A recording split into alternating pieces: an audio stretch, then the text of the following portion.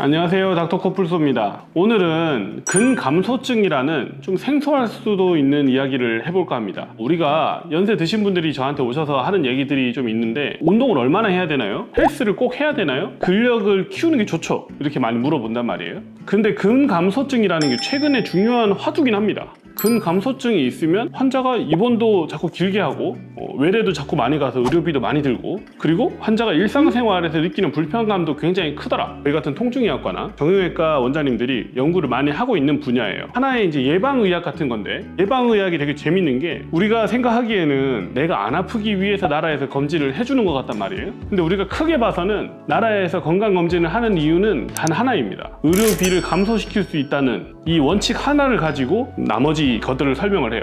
우리가 암을 미리 발견하지 못하면은 나중에 암이 커지죠. 그럼 환자가 수술도 크게 해야 되고, 입원도 오래 해야 되고, 입원비가 어마어마하게 늘어납니다. 근데 건강검진은 아주 간단한 방법으로 이런 어마어마한 입원비를 줄일 수 있는 아주 획기적인 방법이거든요. 제 생각에는 이 근감소증이라는 것도 아마 나중에는 예방의학으로 우리가 이제 검진을 받게 되는 그런 종목 중에 하나가 될 수도 있습니다. 그만큼 최근에는 좀 중요하다고 알려지고 있습니다. 그래서 이 근감소증이라는 이런 현상을 가지고 얼마 정도는 최소 유지를 해야 되는지, 이 정도는 최소한 유지를 하면 그래도 유지를 못한 사람들보다는 건강하지 않을까, 이런 기준을 한번 설명드려볼까 합니다. 생각보다 기준이 좀 낮아요. 첫 번째는 보행 속도입니다. 보행 속도. 우리가 얼마나 빨리 걸을 수 있느냐가 근육이 얼마나 힘이 있느냐, 요거를 이제 생각하고, 나중에 아팠을 때 얼마나 빨리 회복할 수 있느냐, 이런 거를 이제 척도로 기준을 했을 때 아주 효과적인 기준이다라고 알려져 있습니다. 그래서 얼마나 빨리 못 걸으면 문제냐, 1초에 0.8m를 못 걸으면 문제라고 알려져 있어요.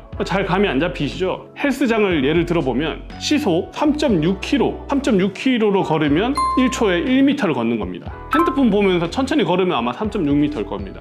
그 정도로 느리게 걷는 걸음이 1초에 1m입니다. 근데 기준은 1초에 0.8m. 1초에 0.8m도 못 걷는 분들은 정말 안 좋다. 두 번째는 의자에 앉았다가 5번 일어나기를 따집니다. 의자에 앉았다가 팔을 짚지 않고 일어나는 거죠, 이렇게. 요거를 5번 빨리 해보세요 시켜가지고 12초 안에 못하면은 근감소증이 있다고 생각할 수 있는 거예요. 12초 안에. 근데 제 생각에는 고관절이나 무릎 관절염이 있는 분들 꽤 있거든요. 그런 분들은 이게 평가가 사실 어렵습니다. 아파서 못 일어나거든요. 그래서 이런 분들은 앉았다 일어나기 대신 걷는 걸로 평가를 해야 된다고 알려져 있어요. 그리고 이제 세 번째는 악력입니다. 악력. 악력은 전신 힘을 대변한다, 이런 식으로 표현하는 사람들도 꽤 있어요. 그만큼 악력이 중요한 척도라고 합니다. 손으로 이걸 쥐는 힘이 우리 몸에 얼마나 근육이 있는지를 어느 정도 평가할 수 있는 중요한 척도라고 이미 연구가 돼 있어요. 얼마나 힘이 세야 되느냐, 최근에 이제 한국에서 연구는 남자는 26kg, 여성은 18kg로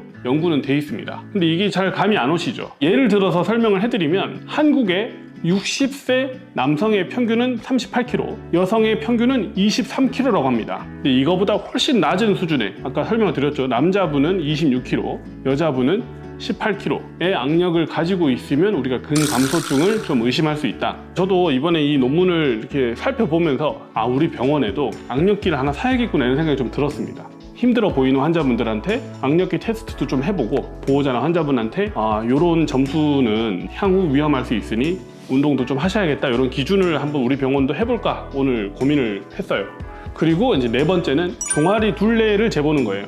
가장 이제 두꺼운 종아리 둘레를 쟀을 때 31cm보다 작으면 근감소증을 의심할 수 있다고 합니다. 근데 개인적으로는 이 근감소증을 평가하는 게 세 가지입니다. 근육의 양, 근육의 질, 이 근육이 할 수 있는 일들, 이렇게 이제 평가를 하게 되는데, 종아리 둘레는 사실 근육의 양을 평가하는 거예요. 그래서 종아리 두께가 조금 가늘더라도 30cm일 수도 있잖아요. 30cm라도 사실 일상생활에 문제가 없고 힘이 좋은 분들은 내가 너무 근감소증이구나 라고 걱정할 필요는 개인적으로는 없지 않을까 라고 생각합니다.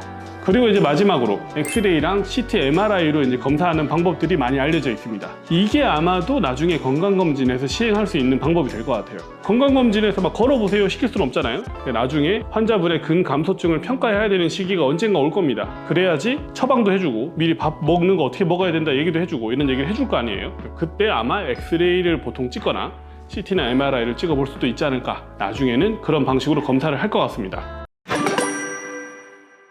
일반적으로 10년 동안 골격근 양이 6% 정도 감소한다고 알려져 있어요. 그래서 이 근감소증이라는 게 꼭 노년의 질환만이 아닙니다. 나는 아직 근육이 많이 있으니까 괜찮아 이렇게 평가하고 넘길 게 아니고요. 젊을 때 근육을 어느 정도는 유지를 해야 나중에 노년의 근감소증이 줄어든다는 그런 확률이 준다는 연구도 이미 있습니다. 젊을 때부터 잘 관리를 해서 노년에 근감소증이 생기지 않는 게 굉장히 중요한 역할을 한다. 알아주셨으면 좋겠고요. 제가 오늘 하고 싶었던 얘기는 근육을 유지해야 된다는 겁니다. 근육이 커진다고 좋은 게 아니에요. 적당한 운동과 좋은 시기를 통해서 근육을 잘 유지하면 나중에 좀 덜 아프고 잘 지낼 수 있다. 이런 얘기를 하고 싶었던 거지, 근육을 막 헬스를 해서 이만큼 키우면 내가 오래 살고 건강하다는 얘기가 아닙니다. 근육이 많은 사람이 더 오래 산다는 연구는 제가 알기로는 없어요. 근감소증을 잘 예방할 수 있도록 우리 꾸준히 운동 좀 하시고 노년에 근감소증이 없는 그런 건강한 인생이 되시길 바랍니다. 오늘 내용이 도움이 되셨다면 구독과 좋아요, 알람 설정 부탁드립니다. 감사합니다.